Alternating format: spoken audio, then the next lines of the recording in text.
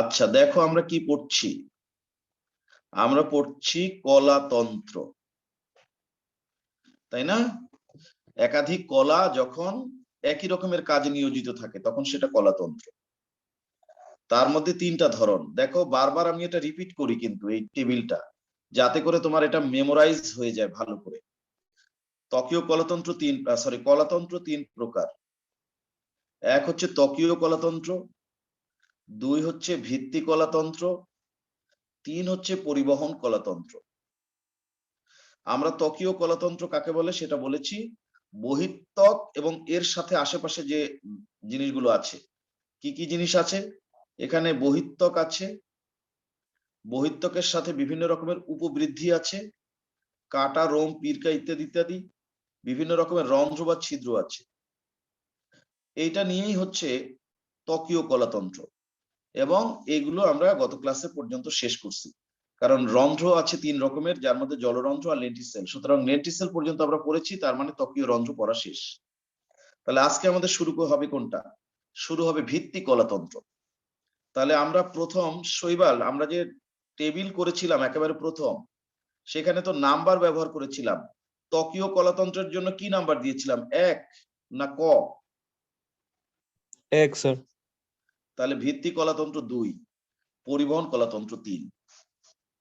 আচ্ছা, তাহলে আমরা ভিত্তি কলাতন্ত্র আজকে পড়বো। আজকের তারিখ দিয়ে 2 নাম্বার দিয়ে লেখো, ভিত্তি কলাতন্ত্র,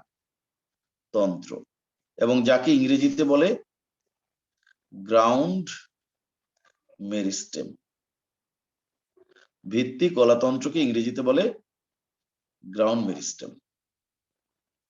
তো এখন আমি প্রথম দিন কিন্তু একদিন একটা ছবি আঁকছিলাম, তোমাদের নিশ্চয়ই মনে আছে, তারপর আরেকবার বলি। ধরো তুমি কোনো একটা উদ্ভিদের মূল বা কাণ্ড আড়াআড়ি ভাবে কাটলা, প্রস্থচ্ছেদ করলা, তখন কি দেখা যাবে? সবার বাইরে দেখা যাবে বহিঃত্বক,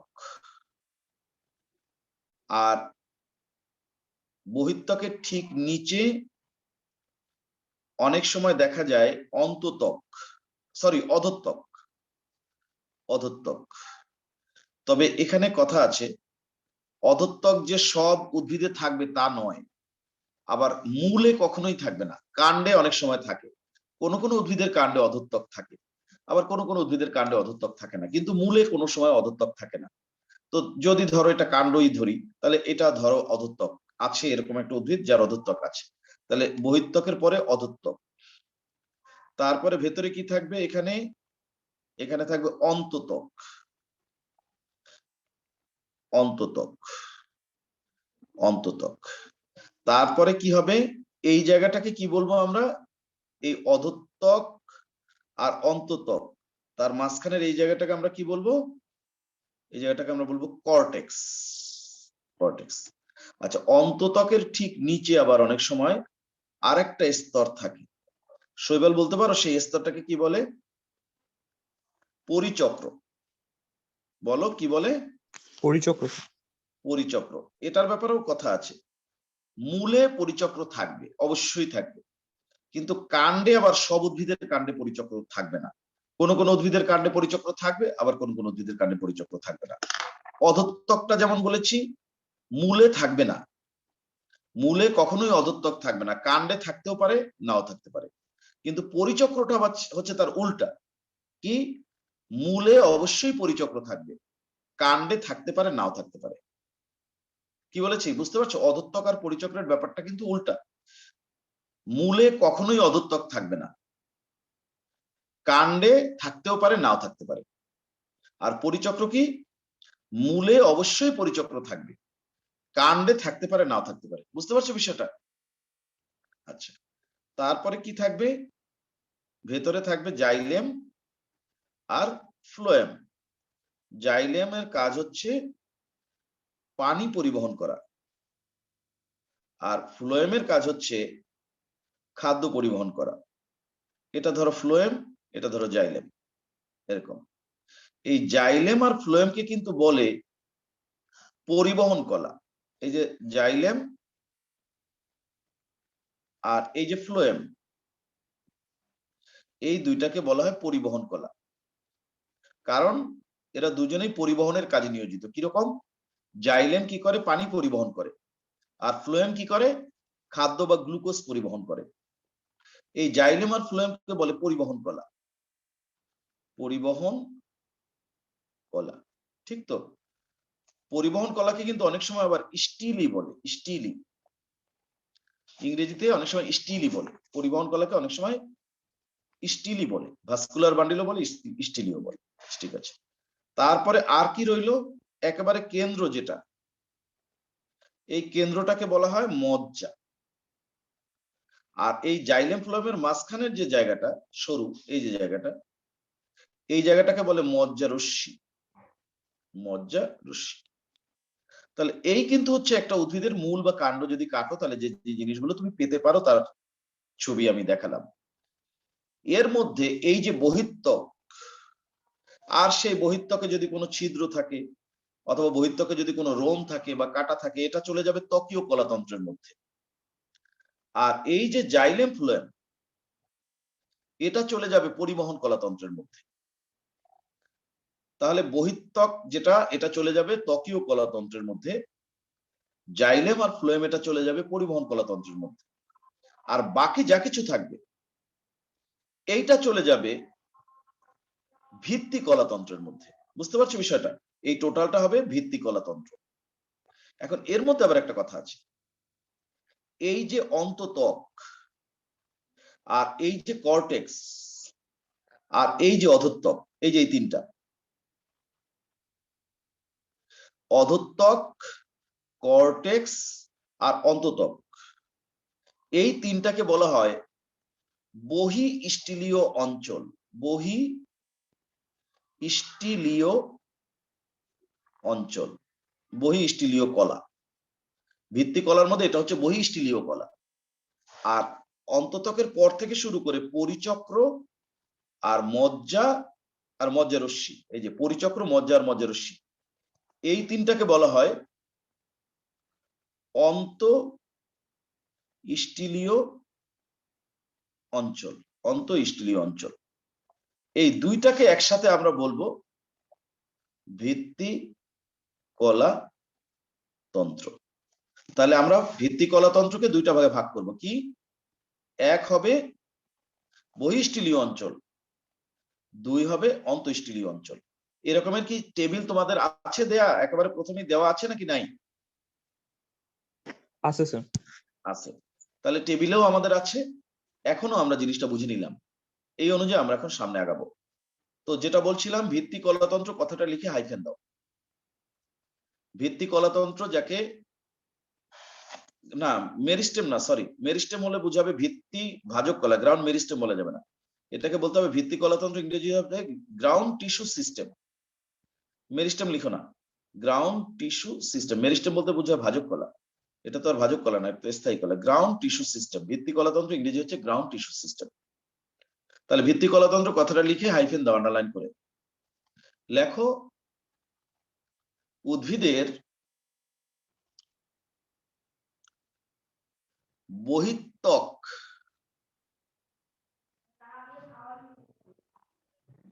এবং পরিবহন কলাতন্ত্র ব্যতীত,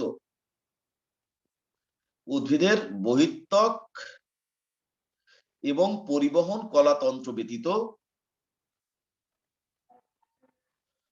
অবশিষ্ট সকল অংশ নিয়ে ভিত্তি কলাতন্ত্র গঠিত হয়। উদ্ভিদের বহিত্বক এবং পরিবহন কলা ব্যতীত অবশিষ্ট সকল অংশ নিয়ে ভিত্তি কলাতন্ত্র গঠিত হয়। দাঁড়ি, উদ্ভিদের বহিত্বক এবং পরিবহন কলা ব্যতীত অবশিষ্ট সকল অংশ নিয়ে ভিত্তি কলাতন্ত্র গঠিত হয়। নটরডেমের গুলো একজনও আসে নাই, ওদের মনে হয় কোথাও কোনো প্রোগ্রাম আছে, তা নাহলে এরকম একই দিনে সবাই বন্ধ এরকম তো কোনোদিন দেখি নাই। উদ্ভিদের বহিত্বক এবং পরিবহন কলা ব্যতীত অবশিষ্ট সকল অংশ নিয়ে ভিত্তি কলাতন্ত্র গঠিত। লিখছ?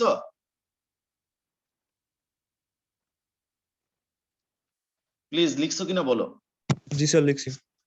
হ্যাঁ ঠিক আছে। শোয়েব একটু সরি শৈবাল একটু রেসপন্স করিও, যেহেতু তোমার আচ্ছা স্যার। নেটটা ভালো আছে। হ্যাঁ তোমার নেটটা ভালো খুব। তুমি একটু রেসপন্স করবা জিজ্ঞেস করলে। আচ্ছা, এবার সাথেই লেখো, ভিত্তি কলাতন্ত্র প্রধানত দুই ভাগে বিভক্ত, যথা ভিত্তি কলাতন্ত্র প্রধানত দুই ভাগে বিভক্ত, যথা নিচে লেখো রোমান 1 বহি স্টিলীয় অঞ্চল।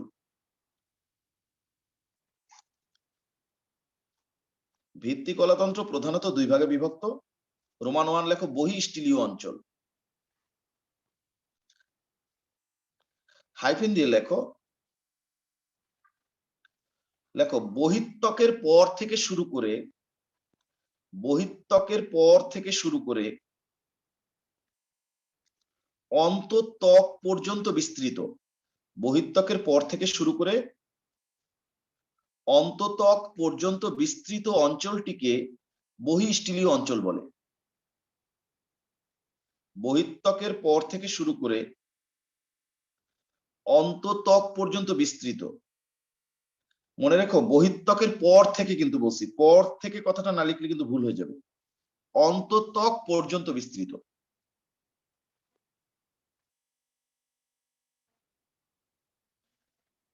বহিত্বকের পর থেকে শুরু করে, লিখছ? জি স্যার। বহিত্বকের পর থেকে শুরু করে অন্তত্বক পর্যন্ত বিস্তৃত অঞ্চলটিকে বহিঃস্টিলীয় অঞ্চল বলে। দাঁড়ি সাথে লেখো, বহিঃস্টিলীয় অঞ্চল তিন ভাগে বিভক্ত, যথা, এবার নিচে কি নাম্বার দিব? টেবিল দেখছো? টেবিলে দেখো তো শৈবাল, টেবিলে কি নাম্বার দিছি? স্যার রোমান 1 2 3 দিছেন। তাহলে দাও, রোমান 1 দাও।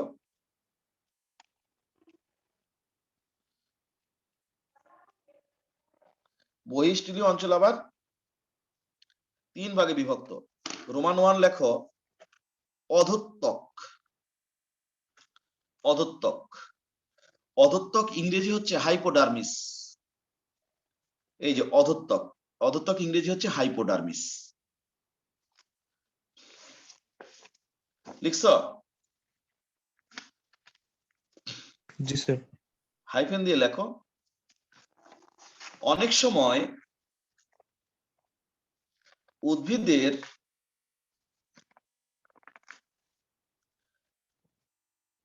কাণ্ডের ঠিক নিচে, সরি, অনেক সময় উদ্ভিদের কাণ্ডের বহিত্বকের ঠিক নিচে, অনেক সময় উদ্ভিদের কাণ্ডের বহিত্বকের ঠিক নিচে, যেমন আমি একটা ছবি দেখাই তোমাদেরকে, স্ক্রিনে একটা ছবি আসছে, দেখা যায়? হ্যাঁ স্যার। এখন এটা দেখো, স্ক্রিনের ছবিটা দেখো, এই সবার বাইরে এটা কিন্তু বহিত্বক এবং এটার বাইরে কিউটিকল আছে। এইটা হচ্ছে অধোত্বক। দেখছো অধোত্বকটা? এ দেখো ওরা লিখছে হাইপোডার্মিস বা অধোত্বক। এটা কিন্তু কর্টেক্স, এগুলো জাইলেম ফ্লোয়েম, সেটা ভিন্ন কথা। কিন্তু অধোত্বক জিনিসটা কেমন দেখতে, দেখছো? জি স্যার। হ্যাঁ, লেখো অনেক সময় কাণ্ডের, অনেক সময় কিছু উদ্ভিদের, মানে সব উদ্ভিদের না, অনেক সময় কাণ্ডের বহিত্বকের ঠিক নিচে কয়েক স্তর কোষ দিয়ে তৈরি, অনেক সময় কাণ্ডের বহিত্বকের ঠিক নিচে কয়েক স্তর কোষ দিয়ে তৈরি অধোত্বক দেখা যায়। অনেক সময় কাণ্ডের বহিত্বকের ঠিক নিচে কয়েক স্তর কোষ দিয়ে তৈরি অধোত্বক দেখা যায়। লিখছ? হ্যাঁ স্যার। দাঁড়ি সাথে লেখো, মূলে কখনো অধোত্বক থাকে না। মূলে কখনো অধোত্বক থাকে না। মূলে কখনো অধোত্বক থাকে না। লিখছ? জি স্যার লিখছি। ঠিক আছে, এখন শোনো, আমরা তো আসলে স্থায়ী কলা পড়ি নাই, যে কারণে আমরা প্যারেনকাইমা, কোলেনকাইমা, স্ক্লেরেনকাইমা এই টার্মগুলো সম্পর্কে খুব বেশি ভালো শিখতে পারি নাই। স্থায়ী কলা আমাদের সিলেবাসে নাই, যে কারণে পড়ানো হয় নাই। এই যে প্যারেনকাইমা, কোলেনকাইমা আর স্ক্লেরেনকাইমা, স্ক্লেরেন রেন কাইমা, এই 3 রকমের কলা আছে, কোষ আছে, যাদেরকে বলা হয় স্থায়ী কোষ। এর মধ্যে প্যারেনকাইমাটা হচ্ছে এরকম, কোষগুলো এরকম পাতলা পাতলা প্রাচীর যুক্ত, এরকম, এগুলো স্থায়ী কোষ এরকম। আর কোলেনকাইমাটা হচ্ছে এরকম, দেখো কোলেনকাইমা কোষগুলো এরকম,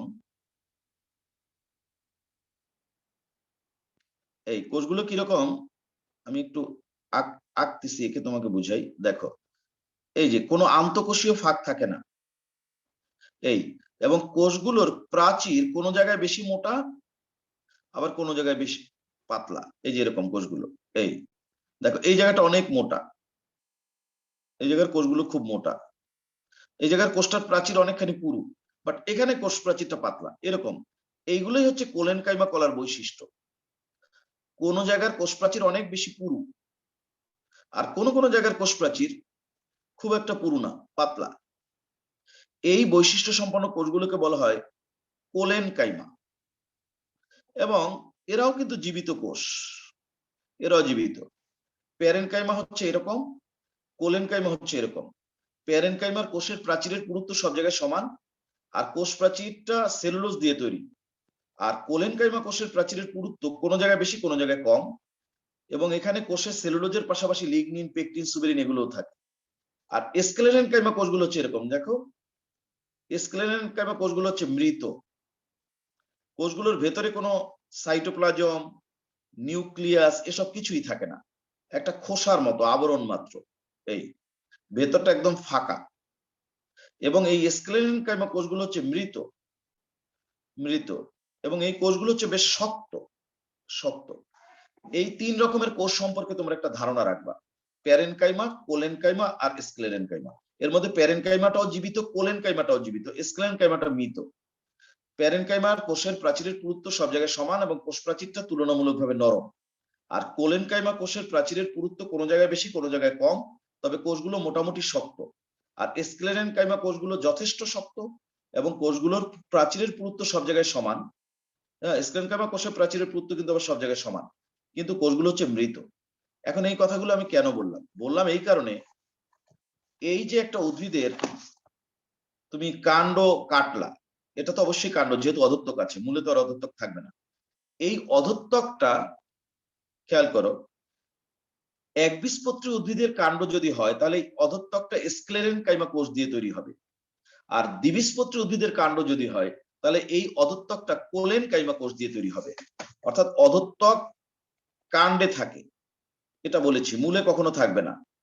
কিন্তু অধত্বকের ক্ষেত্রে যদি একবীজপত্রী উদ্ভিদ হয়, একবীজপত্রী, তাহলে একবীজপত্রী উদ্ভিদের যে কাণ্ড, সেই কাণ্ডের অধত্বকটা এই কোলেনকাইমা কোষ দিয়ে তৈরি হবে। আর দ্বিবীজপত্রী উদ্ভিদের যে কাণ্ড, আমি উল্টা বলছি, একবীজপত্রী উদ্ভিদের কাণ্ডটা স্ক্লেরেনকাইমা কোষ দিয়ে তৈরি হবে, এটা স্ক্লেরেনকাইমা, আমি ভুল বলছি, উল্টা বলছি। আর দ্বিবীজপত্রী উদ্ভিদের কাণ্ডটা কোলেনকাইমা কোষ দিয়ে তৈরি হবে, এই যে দ্বিবীজপত্রী কাণ্ড। তাহলে আমি কথাটা এখন লিখলেই ঠিক হয়ে যাবে। এবার লেখো, আগের লাইনটা ছিল এরকম, মূলে অধত্বক কখনোই থাকে না, কিন্তু কাণ্ডে অধত্বক থাকতে পারে, নাও থাকতে পারে। সাথেই লেখো, একবীজপত্রী উদ্ভিদের কাণ্ড স্ক্লেরেনকাইমা কোষ দিয়ে এবং দ্বিবীজপত্রী উদ্ভিদের কাণ্ড কোলেনকাইমা কোষ দিয়ে তৈরি হয়। কথাটা খুব গুরুত্বপূর্ণ, এটা অনেক সময় পরীক্ষায় এমসিকিউতে আসে, আমি দেখছি, মনে রাখবা। লেখো, একবীজপত্রী উদ্ভিদের কাণ্ড স্ক্লেরেনকাইমা কোষ দিয়ে এবং দ্বিবীজপত্রী উদ্ভিদের কাণ্ড কোলেনকাইমা কোষ দিয়ে তৈরি হয়। একবীজপত্রী উদ্ভিদের কাণ্ড স্ক্লেরেনকাইমা কোষ দিয়ে এবং দ্বিবীজপত্রী উদ্ভিদের কাণ্ড কোলেনকাইমা কোষ দিয়ে তৈরি হয়। লিখতে পারছো কিনা দেখো, একবীজপত্রী উদ্ভিদের কাণ্ড স্ক্লেরেনকাইমা কোষ দিয়ে এবং দ্বিবীজপত্রী উদ্ভিদের কাণ্ড কোলেনকাইমা কোষ দিয়ে তৈরি হয়। লিখতে পারছো কিনা দেখো। জি স্যার, লিখছি। আচ্ছা, দাঁড়ি সাথে লেখো, এখন এই যে অধত্বক জিনিসটা থাকে, এটার আসলে কাজ কি? অনেক উদ্ভিদের যে মূলে বা কাণ্ডে যে অধত্বক থাকে, এই যে ধরো এই যে উদ্ভিদের এই কাণ্ডটা দেখালাম, এখন তাহলে আমাকে বলো, এইখানে যে কাণ্ডটা কাটছি, এই কাণ্ডের এই বহিত্বক, এই অধত্বক কি কোষ দিয়ে তৈরি? এই অধত্বকটা কি ধরনের কোষ বলে মনে হয় তোমার কাছে? কোলেনকাইমা নাকি স্ক্লেরেনকাইমা? ভেতরে ফাঁকা ফাঁকা মৃত কোষ, কি কোষ এগুলো তাহলে? Sclerenchyma sir. স্ক্লেরেনকাইমা। ভেতরে যদি ফাঁকা থাকে কোষগুলোর ভেতরে কিছুই নাই, তাহলে এই কোষগুলো হচ্ছে স্ক্লেরেনকাইমা কোষ। তাহলে আমাকে বলো এইখানে যে কাণ্ডটা কাটা হয়েছে সেটা কি একবীজপত্রীর কাণ্ড না দ্বিবীজপত্রীর কাণ্ড? একবীজপত্রী স্যার। হ্যাঁ, এটা একটা বৈশিষ্ট্য যেটা দেখে বলে দেওয়া যায় যে এটা একবীজপত্রী উদ্ভিদের কাণ্ড। ঠিক আছে, তাহলে আমরা ওটা লিখলাম। এবার লেখো এখন এই যে বহিঃত্বকের কাজ কি, লেখো খাদ্য সঞ্চয় করা এবং যান্ত্রিক শক্তি প্রদান করা। যান্ত্রিক শক্তি মানে উদ্ভিদটাকে শক্ত সামর্থ্য করা, এটাকেই বলে যান্ত্রিক শক্তি। যা উদ্ভিদটা যাতে সহজে নুয়ে পড়ে না, যেন ভেঙে না পড়ে, শক্ত থাকে, সোজা হয়ে দাঁড়িয়ে থাকতে পারে, সেই শক্তিটা মানে সাপোর্টটা দেয় এই অধঃত্বক। লেখো খাদ্য সঞ্চয় করা এবং যান্ত্রিক শক্তি সরবরাহ করা বা প্রদান করা অধঃত্বকের কাজ। খাদ্য সরবরাহ করা এবং যান্ত্রিক শক্তি প্রদান, খাদ্য সঞ্চয় করা এবং যান্ত্রিক শক্তি প্রদান করা অধঃত্বকের কাজ। খাদ্য সঞ্চয় করা এবং যান্ত্রিক শক্তি প্রদান করা অধঃত্বকের কাজ। লিখছো দেখো? জি স্যার। তাহলে আমরা অধঃত্বক লিখলাম। আমরা বহিঃস্টিলীয় অঞ্চলের মধ্যে প্রথম যেটা অধঃত্বক সেটা লেখা হয়ে গেল। এবার আমরা লিখবো কর্টেক্স। এই যে এই জায়গাটাকে বলে কর্টেক্স, তাই না? তুমি কোনো একটা উদ্ভিদের মূল বা কাণ্ড যদি কাটো সেখানে কর্টেক্স পাবা। কর্টেক্স কিন্তু সবারই থাকবে, মূলেও কর্টেক্স থাকবে, কাণ্ডেও থাকবে। যেমন ধরো এই একটা ছবি দেখো, তোমাদের সামনে আমি একটা ছবি দিয়েছি, দেখো এই যে এটা বহিঃত্বক আর এটা অন্তত্বক, এই পুরো জায়গাটা হচ্ছে কর্টেক্স। এটা মূল, কারণ যেহেতু বাইরে কোনো কিউটিকল নাই দেখে বোঝা যাচ্ছে। মূলের রোম এককোষী হবে, যখন আমি রোম পড়াইছি তখন কিন্তু বলছি কাণ্ডের রোম হবে বহুকোষী, মূলের রোম হবে এককোষী। বলছি কিনা শৈবাল? জি স্যার বলছেন। বলছি। এটা যে মূল দেখে বুঝবা কিভাবে? প্রথমত হচ্ছে রোমটা দেখা গেল এককোষী, এখানে কোনো অধঃত্বক নাই, তাহলে দেখেই তো বোঝা যায় যে এটা মূল। এই যে জায়গাটা, এই জায়গাটাই পুরো হচ্ছে কর্টেক্স। তাহলে কর্টেক্সের আমরা সংজ্ঞা দিব। যদি অধঃত্বক থাকতো তাহলে এখানে অধঃত্বক থাকতো, তার নিচের অংশটুকু হতো কর্টেক্স। তাহলে লেখো অধঃত্বকের পর থেকে শুরু করে অন্তত্বক পর্যন্ত বিস্তৃত। অধঃত্বকের পর থেকে শুরু করে, ধরে নিলাম অধঃত্বক আছে, যদি থাকে তাহলে অধঃত্বকের পর থেকে শুরু করে, আর যদি অধঃত্বক না থাকে তাহলে বহিঃত্বকের পর থেকে শুরু করেই কিন্তু কর্টেক্স শুরু হয়ে যাবে। অধঃত্বকের পর থেকে শুরু করে অন্তত্বক পর্যন্ত বিস্তৃত অঞ্চলটিকে কর্টেক্স বলে।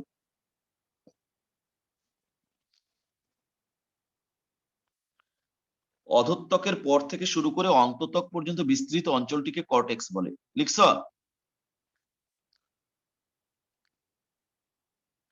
দাঁড়িয়ে সাথে লেখো এখানকার অধিকাংশ কোষ প্যারেনকাইমা জাতীয়, তবে সামান্য কিছু কোলেনকাইমা এবং স্ক্লেরেনকাইমা কোষও দেখা যায়। এখানকার অধিকাংশ কোষ প্যারেনকাইমা জাতীয়, তবে সামান্য কিছু কোলেনকাইমা ও স্ক্লেরেনকাইমা কোষও দেখা যায়। এখানকার অধিকাংশ কোষ প্যারেনকাইমা জাতীয়, তবে সামান্য কিছু কোলেনকাইমা ও স্ক্লেরেনকাইমা জাতীয় কোষও দেখা যায়।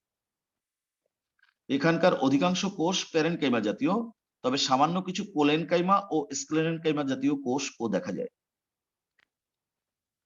এখানকার অধিকাংশ কোষ প্যারেনকাইমা জাতীয়, তবে সামান্য কিছু কোলেনকাইমা ও স্ক্লেরেনকাইমা জাতীয় কোষও দেখা যায়। লিখছো কিনা দেখো? প্যারেনকাইমা, কোলেনকাইমা এবং স্ক্লেরেনকাইমা কোষের কিছুটা ধারণা কিন্তু আমি এখানে দিয়ে রাখছি তোমাদের সামনে। এখানকার অধিকাংশ কোষ, কর্টেক্সের বেশিরভাগ কোষই হচ্ছে প্যারেনকাইমা জাতীয়। এখানকার অধিকাংশ কোষ প্যারেনকাইমা জাতীয়, তবে সামান্য কিছু কোলেনকাইমা ও স্ক্লেরেনকাইমা জাতীয় কোষও দেখা যায়। লিখছো? জি স্যার লিখছি। দাঁড়িয়ে সাথেই লেখো খাদ্য সঞ্চয় এবং যান্ত্রিক শক্তি সরবরাহ করা বা প্রদান করা কর্টেক্সের কাজ। খাদ্য সঞ্চয় এবং যান্ত্রিক শক্তি প্রদান করা কর্টেক্স এর কাজ। খাদ্য সঞ্চয় এবং যান্ত্রিক শক্তি প্রদান করা কর্টেক্স এর কাজ। খাদ্য সঞ্চয় এবং যান্ত্রিক শক্তি প্রদান করা কর্টেক্স এর কাজ। খাদ্য সঞ্চয় এবং যান্ত্রিক শক্তি প্রদান করা কর্টেক্স এর কাজ। লিখছো কিনা দেখো? লিখছি স্যার। আচ্ছা, তাহলে আমাদের হয়ে গেল কর্টেক্স। আমরা বহিঃস্থলীয় অঞ্চলের 1 এবং 2 লিখেছি। প্রথমে অধঃত্বক লিখলাম, পরে কর্টেক্স লিখলাম। এবার লিখবো কি অন্তত্বক। এই যে অন্তত্বক। এখন অন্তত্বকটা কিন্তু ভালো করে বোঝার বিষয় আছে। দেখো একটু খেয়াল করো, আমি একটা ছবি তোমাদের সামনে দেখাই। এই যে দেখো, এইটা হচ্ছে অন্তত্বক, খেয়াল করছো? অন্তত্বক। এবং এখানকার কোষগুলো কিন্তু প্যারেনকাইমা জাতীয়, তবে কোষগুলো দেখতে অনেকটা পিপার মতো, ড্রাম শেপ, মাঝখানটা মোটা, দুই দিকটা সরু। এটাই হচ্ছে অন্তত্বক, এবং এটা বৃত্তাকার। ঠিক আছে, এটার ভেতরে পরিবহন কলা, মজ্জা, মজ্জার সেগুলো থাকে, কিন্তু এটা নিয়ে বেশ কিছু কথা আছে। ধরো অন্তত্বকটা আমি একটু নিজে একটু ছোট করে আঁকি। অন্তত্বকটা এরকম দেখতে, দেখো এই অল্প একটু জায়গার অন্তত্বক ধরো আমি আঁকলাম এরকম। পুরোটা আঁকতে গেলে সময় লাগবে, না আঁকলাম। এখন এখানে কথা হচ্ছে গুরুত্বপূর্ণ যেটা, ছবি কি দেখা যাচ্ছে আমি যে আঁকতেছি? প্লিজ শৈবাল। জি স্যার, দেখা যাচ্ছে। দেখা যাচ্ছে, খেয়াল করো অন্তত্বক জিনিসটা আসলে কি রকম। অন্তত্বকটা হচ্ছে এরকম প্যারেনকাইমা কোষ দিয়ে তৈরি, কিন্তু কোষগুলো হচ্ছে ড্রাম শেপ বা পিপার মতো। প্রত্যেকটা কোষের দুই প্রান্ত সরু, মাঝখানটা মোটা। হ্যাঁ, এটা অন্তত্বক। অন্তত্বকের কোষগুলো এরকম। গুরুত্বপূর্ণ কথা হচ্ছে যে অধঃত্বক কিন্তু কয়েক স্তর কোষ দিয়ে তৈরি হতে পারে, হয়ে থাকে, কিন্তু অন্তত্বক কিন্তু শুধুমাত্র এক স্তর কোষ দিয়ে তৈরি হবে। বুঝতে পারছো? অন্তত্বক তৈরি হবে কয় স্তর কোষ দিয়ে? এক স্তর। এক স্তর কোষ দিয়ে। তাহলে এই কথাটা একটু লেখো। আবার তাহলে আমরা একটা সংজ্ঞা দিই। লেখো, অন্তত্বক লিখে হাইফেন দিয়ে লেখো, অধঃত্বকের, সরি অধঃত্বক না, কর্টেক্স এর ঠিক নিচে, কর্টেক্স এর ঠিক নিচে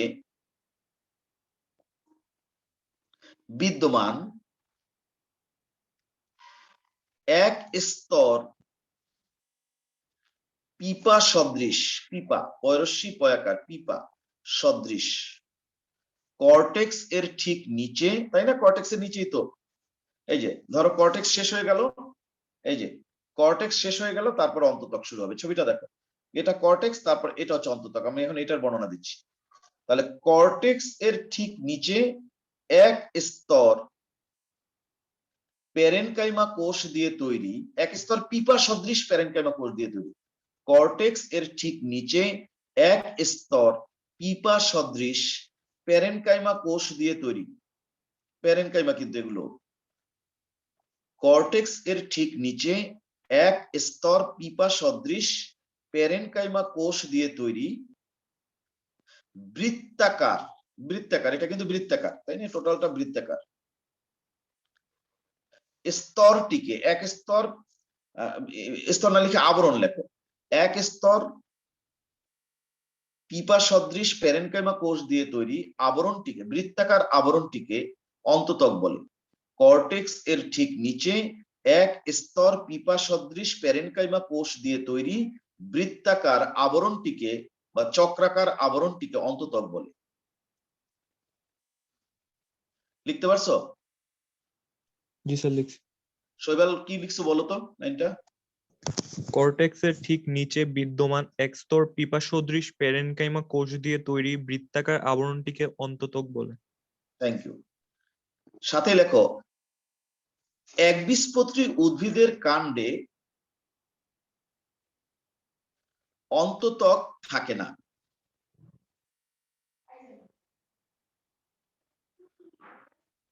একবীজপত্রী উদ্ভিদের কাণ্ডে অন্তত্বক থাকে না।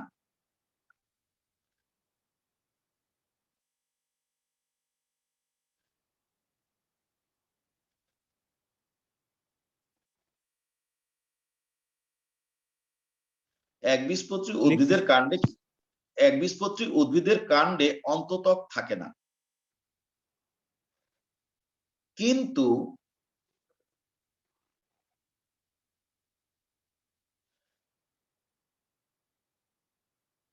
কিন্তু দ্বিবীজপত্রী উদ্ভিদের কাণ্ডে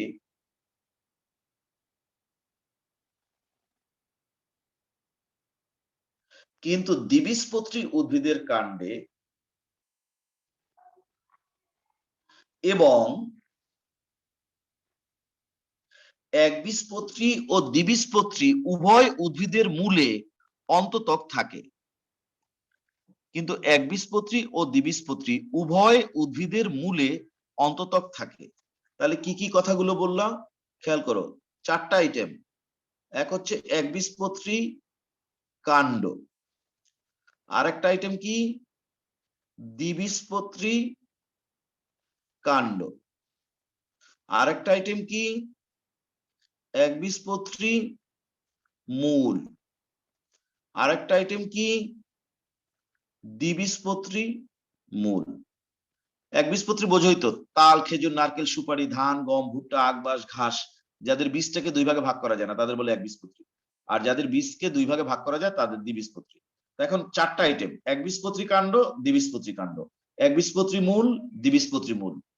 4 আইটেমের মধ্যে একমাত্র এই একবীজপত্রী কাণ্ড এই আইটেমটার অন্ততক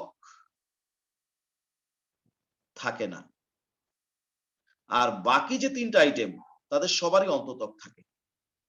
দ্বিবীজপত্রী কাণ্ডেও থাকবে, একবীজপত্রী মূল এবং দ্বিবীজপত্রী মূল, মূল সবারই থাকবে, একবীজপত্রী হলেও থাকবে, দ্বিবীজপত্রী হলেও থাকবে। কিন্তু কাণ্ডের ক্ষেত্রে একবীজপত্রী কাণ্ডের অন্ততক থাকবে না, কিন্তু দ্বিবীজপত্রী কাণ্ডের থাকবে। কথাটা বুঝছো না বোঝো নাই? বুঝছি স্যার। তাহলে একবীজপত্রী কাণ্ডে অন্ততক থাকে না, কিন্তু দ্বিবীজপত্রী কাণ্ড এবং একবীজপত্রী ও দ্বিবীজপত্রী উভয় উদ্ভিদের মূলে অন্ততক থাকে। কথাটা লিখছো না লিখতে পারো নাই? লিখছি স্যার। লিখছো। এখন একটা জিনিস বলি, একটা ছবি দেখাই আমি তোমাকে। এখানে একটা ছবি আসছে তোমাদের চোখের সামনে, হ্যাঁ স্যার আসছে আসছে। না? এখন এইটা কি অন্ততক না? অন্ততক। এই বৃত্তাকার এই যে একেবারে এই যে পিপার মতো কোষ দিয়ে তৈরি, দেখো ভালো করে দেখো, এই যে অন্ততকটা দেখো ভালো করে, ছবিটা দেখো, এই যে এইটাই কিন্তু সে অন্ততক। অন্ততক। এখন শোনো, এটা কি কর্টেক্স। অন্ততকের বাইরের যে জিনিসটা সেটা কি কর্টেক্স। এখন এখানে তো একটা ছবি, আংশিক ছবি দেওয়া, কোন একটা মূল বা কাণ্ডের সম্পূর্ণ ছবি এখানে দেওয়া নাই, আংশিক ছবি দেওয়া। একটা মূল বা কাণ্ডের যদি পুরো অংশটার ছবি দেওয়া থাকতো তাহলে আরো ভালো বুঝতে পারতাম। একটু লাইনে থাকো।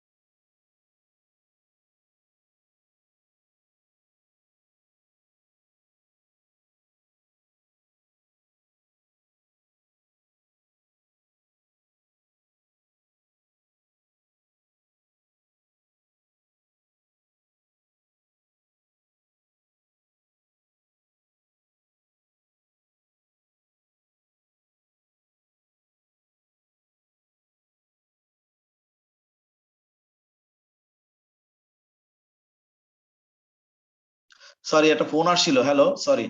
তাহলে এখন কি দাঁড়ালো ব্যাপারটা? ও আচ্ছা, যে কথাটা আমি বলতে চাইছিলাম সেটা হচ্ছে এই যে অন্ততক, খেয়াল করো, অন্ততকের কাজ হচ্ছে কি জানো?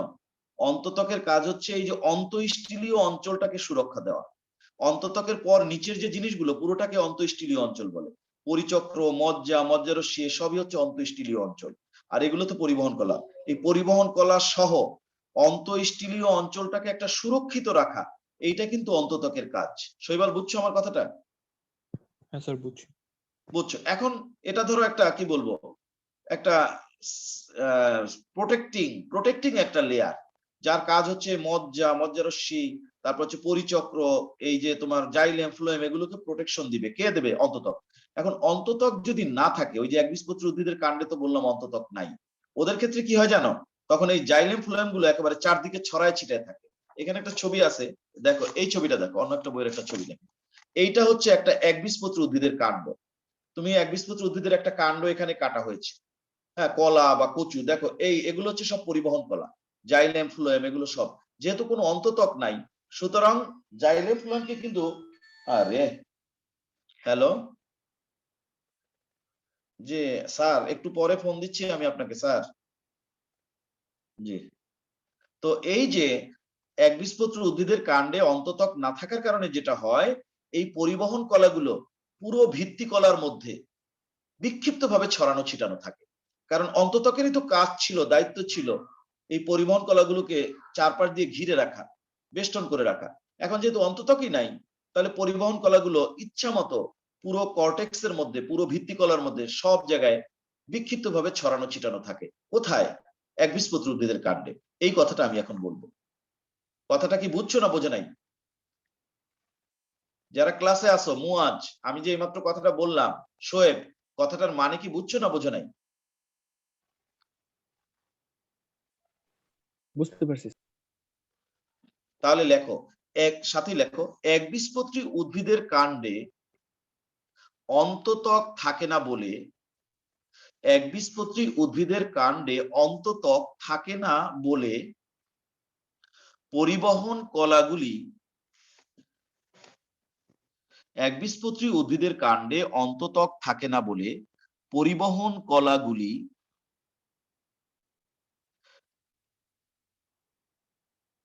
কর্টেক্স এর মাঝে বিক্ষিপ্ত ভাবে ছড়িয়ে থাকে।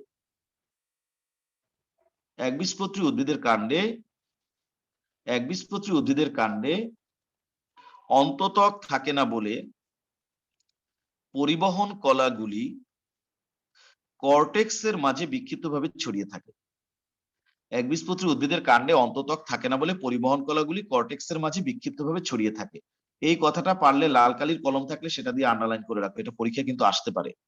একবীজপত্রী উদ্ভিদের কাণ্ড, একবীজপত্রী উদ্ভিদের কাণ্ড কোনটা? তোমার কি বলা যায়, কচু, কলা, দুর্বাঘাস, কলাবতী, এগুলো হচ্ছে একবীজপত্রী উদ্ভিদ। এদের কাণ্ডে এই ব্যাপারটা কিন্তু থাকে। লিখতে পারছো? বুঝতে পারছো বিষয়টা? লিখতে পারছো কিনা? জি স্যার, লিখছি। এবার একটা মজার কথা বলবো। এখন শোনো, আমি তো বলেছি একবীজপত্রী উদ্ভিদের কাণ্ডে অন্ততক থাকে না, কিন্তু দ্বিবীজপত্রী উদ্ভিদের কাণ্ডে তো অন্ততক থাকে, নাকি থাকে না?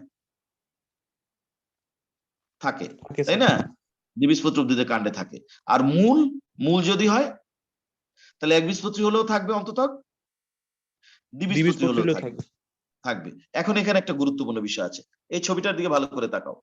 অন্ততকের কিন্তু প্রধান কাজ এই অন্তঃস্থলীয় অঞ্চলটাকে ঘিরে রাখা, ঘিরে রাখা। এখন অন্তঃস্থলীয় অঞ্চলের মধ্যে একটা সবচেয়ে গুরুত্বপূর্ণ জিনিস হচ্ছে এই পরিবহন কলাগুলো। এটা হচ্ছে জাইলেম, ওটা হচ্ছে ফ্লোয়েম। এই যে ফ্লোয়েম, ফ্লোয়েমের কাজ হচ্ছে খাদ্য পরিবহন করা, আর জাইলেমের কাজ হচ্ছে পানি পরিবহন করা। এখন এই জাইলেমটা কি করে? মূল দিয়ে যে পানিটা শোষণ করে, এই জাইলেমের মধ্যে দিয়ে সেই পানি সারা দেহে ছড়িয়ে যায়। এখন মনে করো মূলে এই কারণে অন্ততক অবশ্যই থাকবে। কেন? মূলের কাজ হচ্ছে, ধরো এই জাইলেম গুলো তো পানি শোষণ করতেছে, পানি শোষণ করে একেবারে গাছ যত উঁচু হোক, কোন কোন গাছ তো 40-50 ফুট পর্যন্ত উঁচু থাকে, সেই গাছের একেবারে মগডালে যে পাতাটা আছে, সেই পাতার মধ্যেও কিন্তু পানি যে পৌঁছাতে হবে এই জাইলেমের মাধ্যমে। তাহলে দেখো, শিকড় দিয়ে পানি একদম মগডালে 40 ফুট উঁচুতে পাতার মধ্যে নিয়ে যাওয়া, এটা কিন্তু চারটিখানি কথা নয়, কিন্তু সেই পানিটা যেন অপচয় না হয় এটা কিন্তু এনশিওর করে গাছ। কিভাবে করে? যেহেতু মূলের মধ্যে এই অন্ততকটা এমন ভাবে থাকে, এই জাইলেমের ভেতরে যে পানিটা ঢোকে সেই পানি চারপাশে ছড়িয়ে পড়তে পারে না। কারণ কি? কারণ মূলের অন্ততকটা ওই জন্যই আল্লাহ তাআলা অবশ্যই দিয়ে রাখছে। অন্ততক করে কি? ভেতরের পানিটাকে চারপাশ দিয়ে ভেতরে আটকায় রাখে, যে এই পানি যেন চারপাশে ছড়িয়ে পড়তে না পারে।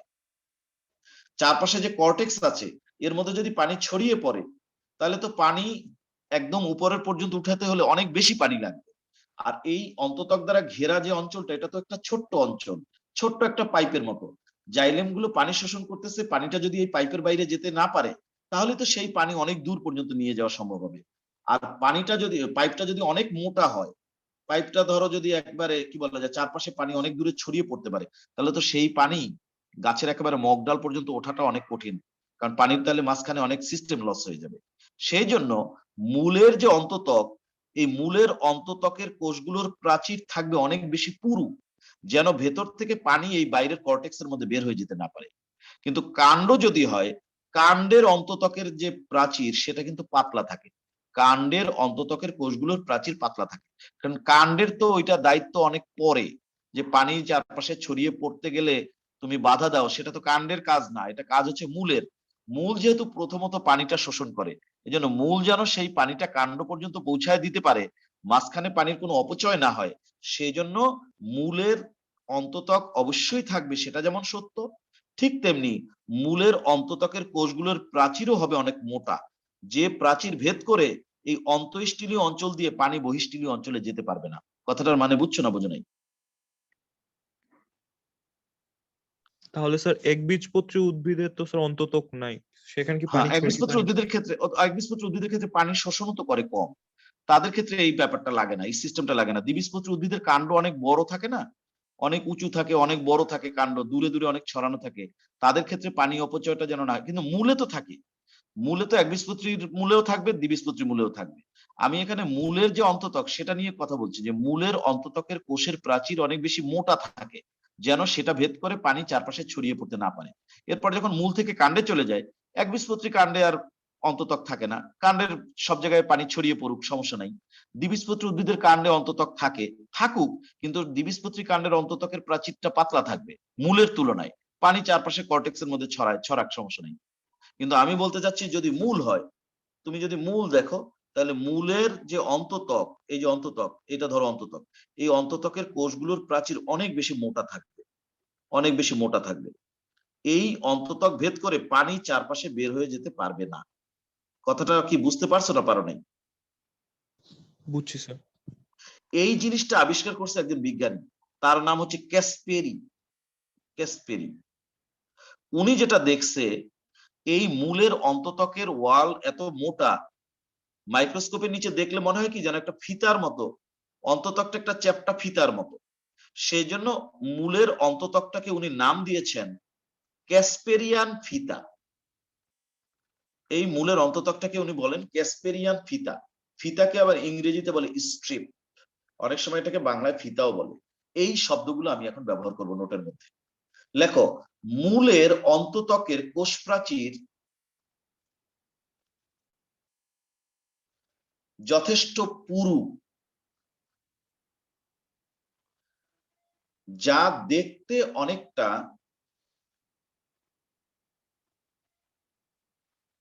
মূলের অন্ততকের কোষপ্রাচীর যথেষ্ট পুরু, যা দেখতে অনেকটা ফিতার ন্যায়।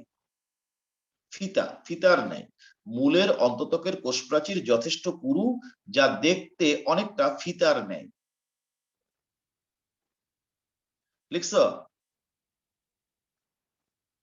হ্যাঁ স্যার লিখছি। দাঁড়ি সাথে লেখো, আবিষ্কর্তার নাম অনুসারে তাই, আবিষ্কর্তার নাম অনুসারে তাই মূলের অন্ততককে কাসপেরিয়ান ফিতা বা স্ট্রিপ বলে। আবিষ্কর্তার নাম অনুসারে মূলের অন্ততককে তাই কাসপেরিয়ান ফিতা বা স্ট্রিপ বলে, কাসপেরিয়ান স্ট্রিপ বা ফিতা বলে, এসটিআরআইপি স্ট্রিপ। আবিষ্কর্তার নাম অনুসারে মূলের অন্ততককে তাই কাসপেরিয়ান স্ট্রিপ বা ফিতা বলে। আবিষ্কর্তার নাম অনুসারে মূলের অন্ততককে তাই কাসপেরিয়ান স্ট্রিপ বা ফিতা বলে। আবিষ্কর্তার নাম অনুসারে মূলের অন্ততককে তাই কাসপেরিয়ান স্ট্রিপ বা ফিতা বলে।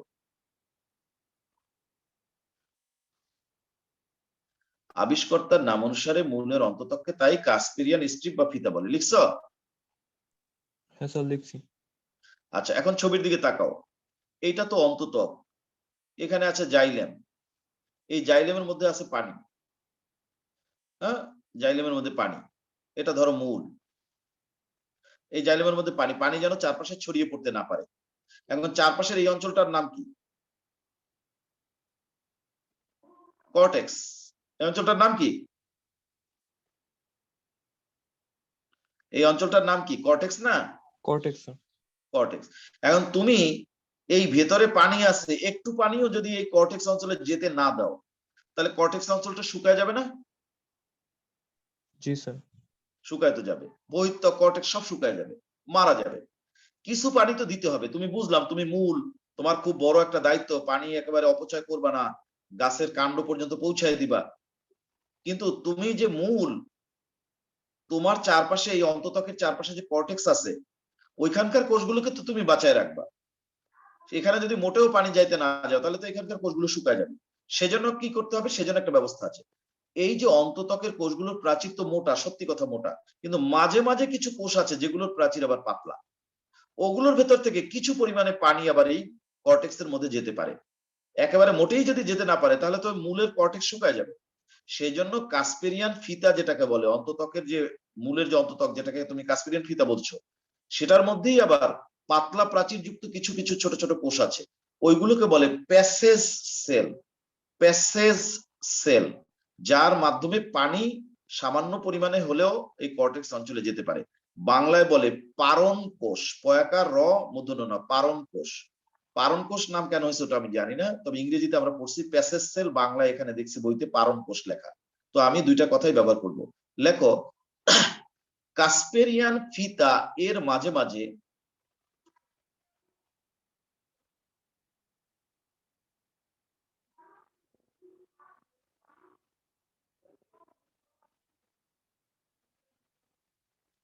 কাসপেরিয়ান ফিতা এর মাঝে মাঝে পাতলা প্রাচীর যুক্ত কিছু কোষ দেখা যায়, যাকে প্যাসেজ সেল বা পারণ কোষ বলে। কাসপেরিয়ান ফিতা এর মাঝে মাঝে পাতলা প্রাচীর যুক্ত কিছু কোষ দেখা যায়, যাকে প্যাসেজ সেল বা পারণ কোষ বলে। কাসপেরিয়ান ফিতা এর মাঝে মাঝে পাতলা প্রাচীর যুক্ত কিছু কোষ দেখা যায়, যাকে প্যাসেজ সেল বা পারণ কোষ বলে।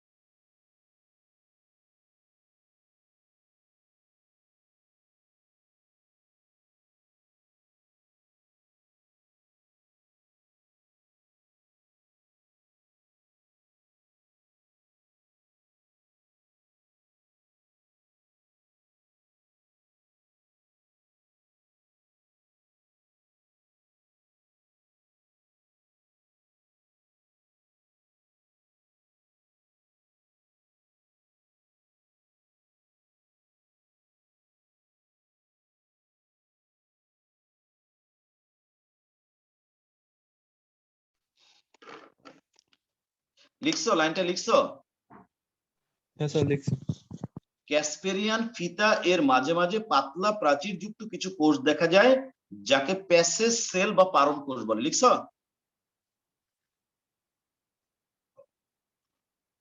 দাঁড়ি। এবার সাথে লেখো, সাথে লেখো, অন্তঃস্টিলীয় অঞ্চলকে সুরক্ষিত রাখা অন্ততকের প্রধান কাজ।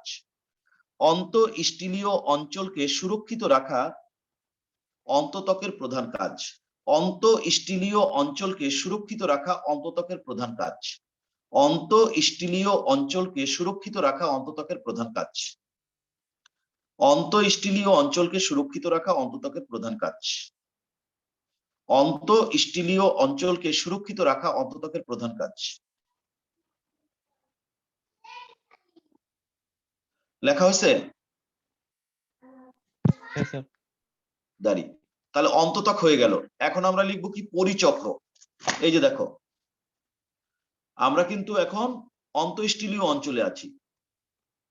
ও, অন্তঃস্টিলীয় না, অন্তঃস্টিলীয় অঞ্চলে তো ঢুকি নাই, বহিঃস্টিলীয় অঞ্চল শেষ করলাম। বহিঃস্টিলীয় অঞ্চল ছিল রোমান 1, এখন রোমান 2 লেখো অন্তঃস্টিলীয় অঞ্চল। বহিঃস্টিলীয় অঞ্চলের আন্ডারে 3টা লিখলাম, অধঃত্বক, কর্টেক্স, অন্তত্বক। এবার অন্তঃস্টিলীয় অঞ্চল লিখতে শুরু করব, তাই না? নিচে লেখো রোমান 2 অন্তঃস্টিলীয় অঞ্চল।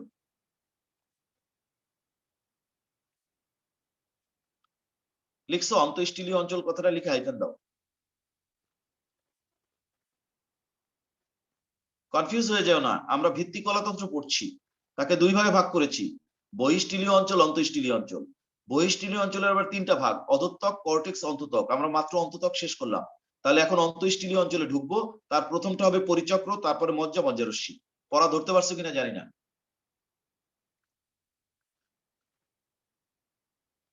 রোমান 2 লেখো অন্তঃস্টিলীয় অঞ্চল, লিখছো? হ্যাঁ স্যার লিখছি। আচ্ছা, এখন অন্তঃস্টিলীয় অঞ্চলের একটা সংজ্ঞা তো দেয়া লাগে, তারপরে আমরা এই আইটেম গুলো 3টা লিখবো একটা একটা। লেখো, অন্তত্বকের পর থেকে শুরু করে, অন্তত্বকের পর থেকে শুরু করে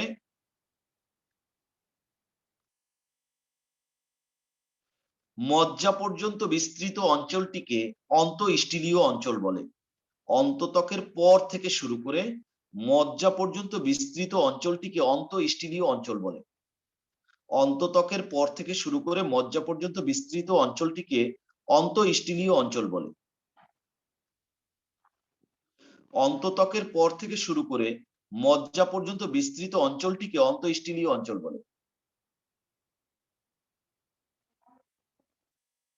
অন্তত্বকের পর থেকে শুরু করে মজ্জা পর্যন্ত বিস্তৃত অঞ্চলটিকে অন্তঃস্টিলীয় অঞ্চল বলে। লিখছো? জি স্যার লিখছি। দাঁড়ি, সাথে লেখো, অন্তঃস্টিলীয় অঞ্চল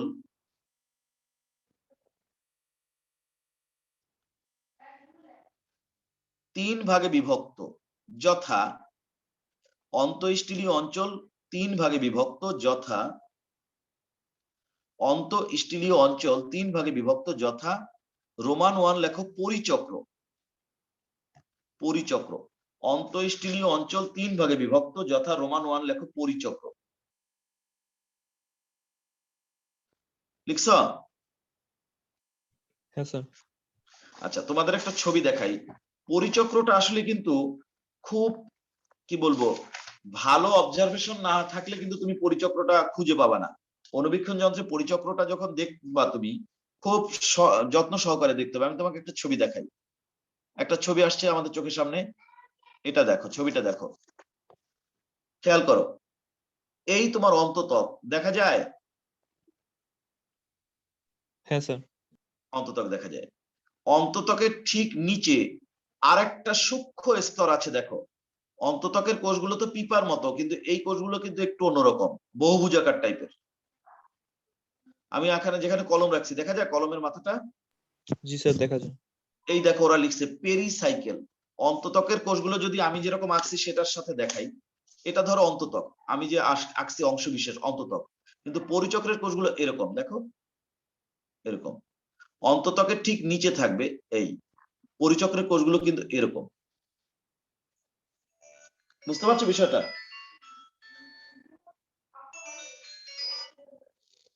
অন্তত্বকের ঠিক নিচে পরিচক্র, পরিচক্রের কোষগুলো ঠিক এরকম। হ্যাঁ হিরো ভাই, আসসালামু আলাইকুম।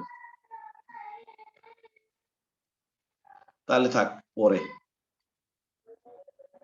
হ্যাঁ এখন থাক, হ্যাঁ।